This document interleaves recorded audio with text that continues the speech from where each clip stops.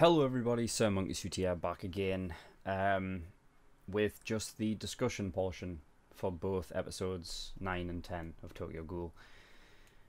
So essentially I did the reactions for both of the episodes, had them all finished. I was happy with both of them. You know, when I went to edit them, turns out there was no mic audio. For some reason the mic just didn't work. For whatever reason, I don't know why, like, OBS just decided to kind of untag my microphone as the like default input for the audio, so it didn't pick it up. So it's just basically, yeah, just no audio at all, which is fantastic. Honestly, it's absolutely it's a piss take, and I apologize. You know, I should have really checked beforehand. I've just been so, you know, I've been going since, like, for the past 2 months. I've been using OBS, you know what I mean, and it's never troubled me before. This has never happened before, you know what I mean. So I guess I got complacent. I just didn't even go to check to see if it was alright. So, you know, I am the one to blame for that, so I sincerely apologise. The best I can do is just discuss the episodes of what my notes were, you know, because I don't know, I mean, I guess I could have just reacted to them again and just acted like nothing happened, but there's no point. I mean, the whole point of a fucking reaction is to get your initial thoughts and reaction about it, you know what I mean? If you're not doing it blind, there's no point, you know what I mean? And I'm not about to fucking lie to you guys, so, you know, this is the only thing I can do, really. Episode 9, we had basically the aftermath of what happened with Mado and whatnot in that fight. You know, had a little bit of a flashback. You know, they're trying to make you feel like something for Mado. I feel exactly the same about him as I did last time. You know what I mean? He just has no redeeming qualities for me. They have a bird called Loser. Like, what on earth? Like a parakeet, I believe. I don't know what on earth they're doing with that. I don't, like, Loser? Like, interesting name. No, the best thing about the parakeet is that it swears. It's great. I'm pretty sure I must have picked that up from Toka at some point. But I love the fact that it swears. It's great. We have this devil ape guy, the cashier, who's a member of Antique, which we've never met before, which is interesting. He seems very up his own arse. Like, do you know who I am? I am the devil ape. Kaneki went to see Itori about about looking for answers for Rize, essentially, and where she came from. She said she doesn't really know much, except, you know, she came from Ward 11, so at some point Kaneki might go over to Ward 11, see what the deal is, see if he can find out anything, but essentially he's just looking for answers. It looked like at this point Amon hadn't been deterred at all by what happened in the previous episodes with Kaneki and whatnot. You know, even though I just think, you know, he needs to fucking be the one that understands that things aren't right, you know? That not every ghoul is a bad person, or just, you know, are just monsters. He needs to be able to understand that that's not the case, because he's the only one that can be that person, you know?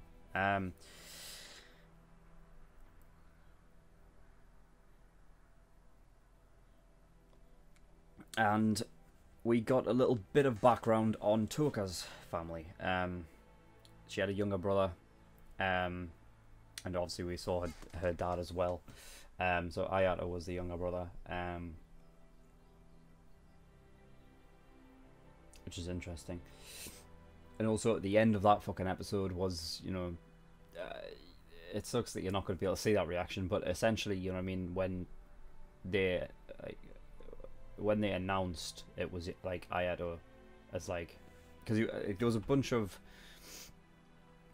like separate groups that were all heading to Ward 20 or at least Antique to find Rize, right? Because they're all looking for Rize, and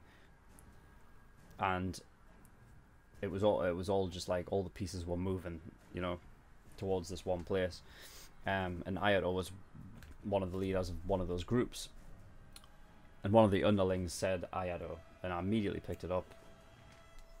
I was very shocked. I was like, what? Because I thought he'd like just died. So yeah, at the end of that episode, it was all basically these like essentially different groups, but they're all part of the same group. They're all part of this Oigiri tree, is what they're called. And they're all just moving like over there. Now there was a group led by a guy named Banjo, who is actually an underling of the Oigiri tree, but they were forced into doing that. They didn't want to really do it at first, because Oigiri tree came in looking for Rize.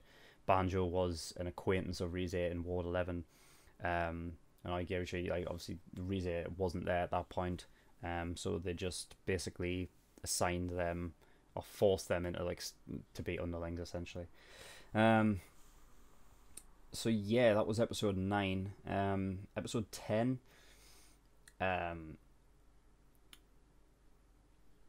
The Oigiri tree is led by somebody called the One-Eyed King, so I have to assume that obviously he's another half, a half ghoul, which means he should be pretty powerful. So yeah, there was a little girl named Eto. She had like a nice design. I really like the design of her. She looked really cool and interesting. Oigiri has 200 members, it seems, which is fucking quite a lot. Well, obviously there must be all ghouls, right? Which, you know, it doesn't surprise me, considering like they're that big and they're that powerful. You know what I mean? That they've taken over Ward 11 essentially at this point. You know. So yeah, we had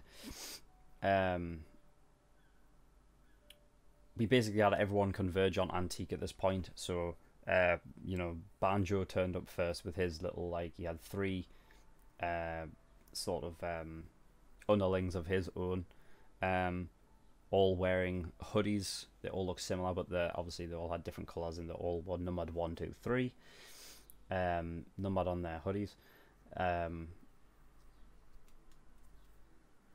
The Banjo guy seems to have a thing for Rize, and he was wondering where she was. Obviously he's trying to look out for her.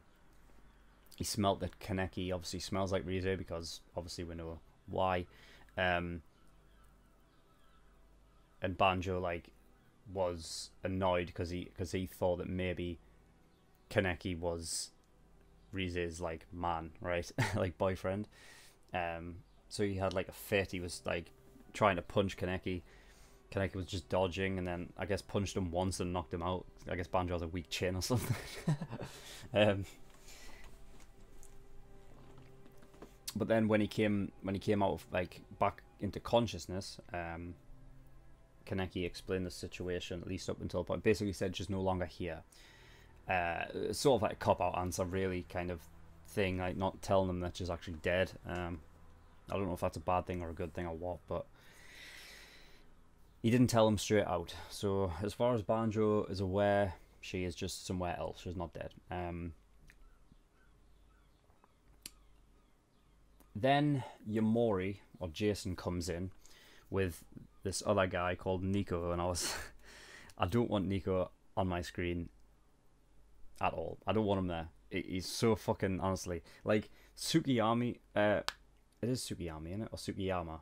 I think it's Tsukiyama. Tsukiyami was weird, but like at least, you know what I mean, I had no like issue just like watching him on screen. This Nico guy, no, he's just too disturbing. I don't want him there. I don't want him there. Get him off. yeah, so obviously he comes in. Um, he basically smells, the same thing. They basically say to everybody that's there, should we kidnap this guy? Should we kidnap Kaneki? He kidnaps him. He basically picks him up. He absolutely decimates him against stuff like, like pummeling him into the floor and things like that. At this point, like Ayato, Toka's brother, is in there. And they're at odds. Obviously, the idea that Ayato is seemingly down the darker path of a ghoul, whereas Toka's obviously on the more peaceful side. So obviously they're at odds because of that. I think it was interesting. Back in episode 9, there was obviously a flashback to everybody. So it was Toka, Ayato, and their father, right?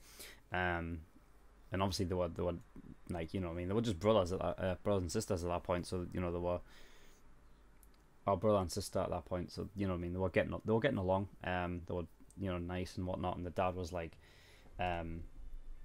Toka, you're like the older one, so you need to teach him things. And then he looked to Ayato and said, look, you're the boy, you need to protect your sister. And he agreed as well. And obviously that was when they were younger. Things have changed. The dad and mother have died. So it's just them two now. And he seems to be, down the darker path, and he doesn't agree with what Toka's doing, to the point where he's kind of being a dick to her. If I had to guess though, what like the story's actually heading towards, it'll probably come to a point where Toka will have to be protected, and so he'll probably take an attack for her and protecting her that way. I can kind of see what happened in this episode where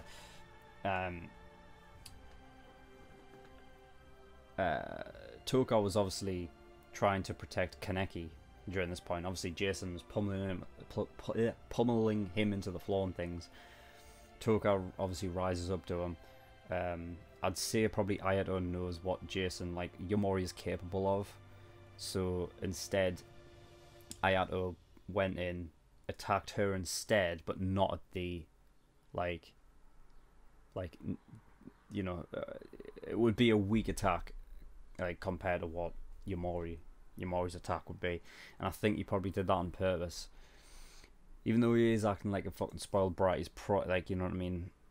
I'd like to think his heart is in the right place somewhere, like deep down, but he's going down the darker path anyway. So yeah. When Yomori was absolutely decimating Kaneki, like it did like pan over to Ayato, and he did seem like pretty like he didn't like what was happening to Kaneki, even though he's like obviously not on his side, So it's interesting with that. We'll have to see how that goes. So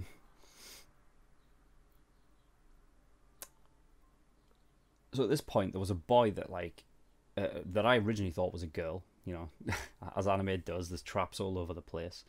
Who walked into the CCG. His name is Suzuya. And he's a bit crazy. He's a bit on the mental side. There was a line about his mummy, which I don't know what that was all about. But it seems to be there's a higher up, like a person he looks up to that's not involved with the CCG. So he's kind of doing things, even though he'll be working for the CCG right now. He'll be doing things for selfish reasons and not for the CCG, so he's kind of like on his own. So it'll be interesting to see what happens with him. There was a little scene with Amon during this episode where he was wondering what's happening with Kaneki, and obviously between him and between Amon and Kaneki, they had that fight. He was the one that basically said, look, don't make me kill you, don't make me a murderer. You know, and Amon's basically like, you know, like all of that is digging up memories that he'd rather leave buried, which is sort of interesting. It makes me think that he knows, like, that he shouldn't be killing all of the ghouls, really. Um, but essentially, it flashed back to him as a younger kid, um, running into like what seemed like a house or something like that. And he saw some person who he must know, I guess, um, either eating his parents or eating some like one of his relatives or something like that. And then it just cut off. So there's something there that we'll probably learn like in the future. Um, yeah, so they all of, like antique, like at this point, all of this things, like um, all of this thing taking place in antique. While that was going on, the boss and Yomo were actually out somewhere else, and they obviously came back to the aftermath after Yomori had taken Kaneki and whatnot, and everyone was gone, and the only one remaining there was Toka, who was not in good shape, but she was alive. So they obviously, when they turned back, yeah. So they gathered everyone who was at Antique. So there was obviously, you know, there's obviously Toka there, Hinami's there, Nishio's there, the boss Yomo's there, Devil Ape is there, and there was this other woman who was sitting next to Devil Ape, and I don't know who that is. I don't know if we've been introduced to her yet. I don't think we have, though, because I can't recall her at all. So there's an unknown woman there, which I'm wondering who that is. And there was this whole thing of the boss, like the first thing he said was, we should just think, like, you should just assume that you're never going to see Kaneki again. And like my immediate reaction was, oh, for fuck's sake, this shit again. Like, you know what I mean? I hate it. I hate the unsatisfying nature of it all. You know, and I was like, really, is this what they're going to do? They're just going to leave him to, you know what I mean, to those people. But then, you know, Toka stood a bit, like, and basically, Nishio was the first one to say something, and he was like, are you mental? Are you stupid? Are you really just gonna leave him out there? Which is great. Like I've said in like the last couple of episodes, I really like Nishio now. So then Toka stood up and basically said, look, I don't care if you aren't going, I'm going to go find him. And then Nishio said, yeah, I am too, I owe him one. And then Hinami said that she wanted to as well. She wanted to go help out older brother. And then at that point, the boss spoke up, basically said, look, my intention was to always go save him. I just wanted to let everyone know the risk, and basically you're risking your lives to go save him here. The likelihood is you'll die, kind of thing. So that's something. Wish he'd said that first though, but I guess I don't know. It's just the way he had to do it. And yeah, finally, Hideyoshi to me is the most interesting character. Because he is such an outsider in this story. Like, if you look at all of the characters as of right now, they are all on one side or the other. Like, you know, they are all involved in this over, you know, this ball of story. They're all in it, and Hideyoshi isn't. Seemingly, now he could have some connection to it that we haven't been introduced to yet, but it's the reason why he's the most interesting character is because he's just not a part of it. He's such an outsider, and he is not letting on more than he knows, I think, or basically the show isn't allowing, like, to tell us, the viewer, what he's actually up to. Because there are some scenes where you see, like, you know, very short scenes where you see him and he's pondering things, like, you know what I mean. And I think there's a bigger thing going on with Hideyoshi than they're letting on, and he is the most interesting to me because out of every single character in this show, he is the only one that is not involved with this whole thing that's going on between the ghouls and CCG. So it's going to be interesting to see what happens with that. So yeah, again, I'm so sorry for, you know, not fucking seeing what if the mic was working or not. Like I said, for the past 2 months I've never had an issue with it, and all of a sudden it's just this has come up. So it's only going to be this discussion for these 2 episodes, but next week, the last 2 episodes of season 1, I will fucking make sure that from now on until for the beginning of every show, I will make sure that everything is working perfectly. Okay, so yeah, I hope, you know what I mean, just the discussion is enough for you guys to like sate your appetite. So thank you everyone for watching, and I'll see you all next time. Bye bye.